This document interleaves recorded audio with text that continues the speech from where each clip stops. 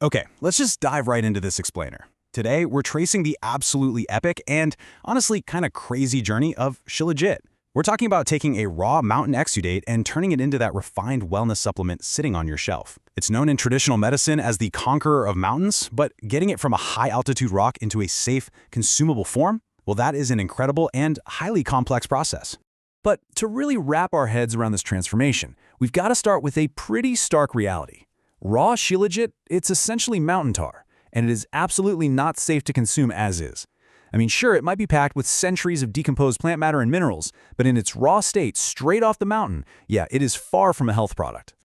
So, the big takeaway here is that this raw mixture is literally fraught with dangerous contaminants, making rigorous purification absolutely non-negotiable before it ever comes near your body.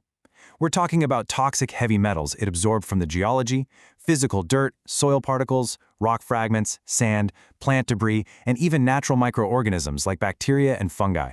If you skip the purification phase, you're not just making the product less effective, you're turning a healing adaptogen into a serious potential health hazard. This whole journey begins at extreme extremes. Picture this, collectors scaling these treacherous Himalayan and Altai cliffs, sometimes up to 18,000 feet above sea level, right in the middle of the summer heat. Why? To manually scrape this oozing resin.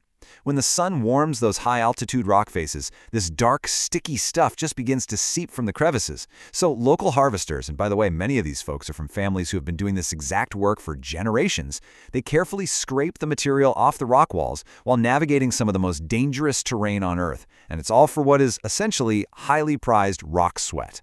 Now, transforming this risky substance into a pure adaptogen requires 5 completely non-negotiable steps. First up, we've got that perilous high-altitude harvesting we just talked about. Then comes the dissolution and filtration of all that physical debris. Step 3 is the advanced purification phase. That's where we remove the toxins. Step 4 is a gentle drying process to actually preserve those delicate bioactive compounds. And finally, Step 5, rigorous lab testing for safety. Every single step here is absolutely critical to the final product. And honestly, turning raw rock sweat into a safe resin is a massive logistical and scientific undertaking. It goes from these raw rocky chunks right through dissolution, intense filtration, gentle heating, settling, aging, and finally, testing and packaging. It's this completely transformative process, taking something perilous and turning into something incredibly potent. So how did they do this in the past?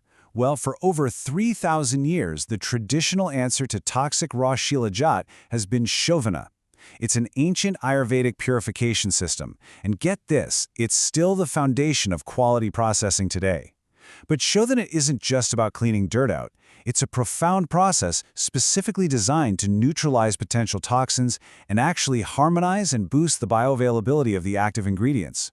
What's truly fascinating about this ancient method, though, is how it doesn't just remove waste. It actually infuses the resin with extra antioxidant properties from 3 medicinal fruits.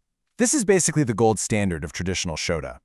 You boil the Triphala herbal decoction in an iron pot, you soak the raw Shilajit pieces in it for a full 24 hours, and then you reheat it. As it heats up, the pure Shilajit melts and actually floats to the surface, where it's carefully skimmed off and left to sun-dry. But as we bridge the gap between that ancient wisdom and advanced science, we hit a really fascinating pivot point.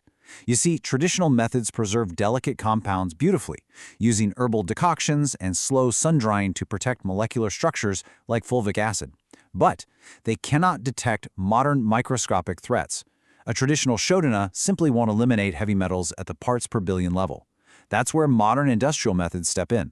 They use advanced technology like ultrafiltration, centrifugation, and UVC sterilization to entirely eliminate those invisible microscopic threats. To meet strict global safety standards today, modern facilities utilize some serious infrastructure. They apply centrifugal force and ultrafine membrane filters that are literally a fraction of the width of a human hair. Centrifuges spin the processed substance at ultra-high speeds to separate out dense solid particles, and they do it without relying on heat. Meanwhile, ultrafiltration uses membrane pores between 0.01 and 0.1 micrometers to catch the absolute tiniest contaminants. When you weigh these two approaches against each other, there are some really clear trade-offs. While modern industrial methods offer unbeatable safety from microbes and heavy metals, plus fast, high-volume mass production, well, they run the risk of destroying delicate heat-sensitive molecules if the process is rushed. On the flip side, traditional methods are fantastic at preserving those compounds because they use gentle heat from the sun, but they're very slow and yield batches that can vary wildly. Modern methods standardize everything, but again, if a manufacturer turns the heat up way too high just to speed up production, they completely ruin the product. Now, once purified, that liquid has to be dried. And this is the exact moment where the quality of the final product is so often made or broken. You've got a clean, purified liquid solution, but you need a resin or a powder. This drying phase is such a delicate balance. A product might have excellent fulvic acid content right after purification, but if aggressive heat is used here just to save time and cut corners, that bioactive potency drops significantly. So what are the options? While Suryatapi, or sun drying, is the gentle, traditional gold standard for preserving fulvic acid, modern vacuum freeze drying, also known as lyophilization, offers a really high-tech alternative. It's expensive, sure, but is highly protective. It actually freezes the solution solid and uses a vacuum to pull the water out by turning ice directly into vapor. It perfectly preserves those protein structures and amino acids. Then you have thermal evaporation, which is fast but incredibly risky if overheated, and spray drying, which is usually used to create standardized powders for capsules. Finally, to ensure ultimate safety, the finished product goes through something called ICP-MS testing. And honestly, this sounds like pure science fiction. They blast the sample with argon plasma heated to 6,000 degrees Celsius. This is the absolute gold standard for quality assurance. It literally breaks the sample down into individual atoms, which allows scientists to measure parts per billion concentrations of heavy metals like lead, mercury, or arsenic. It's the only real way to confirm that the purification actually worked. Because at the end of this incredible journey, from a frozen Himalayan cliff all the way to your daily supplement routine, purity isn't just optional, it is the entire point. Skipping even one single purification step turns a healing adaptogen right back into a dangerous hazard.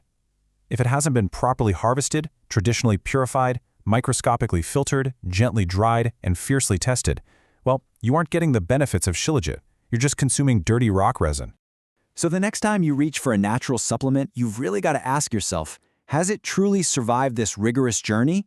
And more importantly, do you have the lab tests to prove it? Always look for a certificate of analysis. Demand transparency on whether it underwent Shodhana, ultrafiltration, and proper heavy metal testing. Because understanding where your wellness products come from and exactly how they're processed is absolutely the best way to protect your health. Demand that transparency, look for those tests, and ask yourself, is the supplement in your cabinet a purified mountain elixir or just expensive dirty rock? Until next time, stay curious.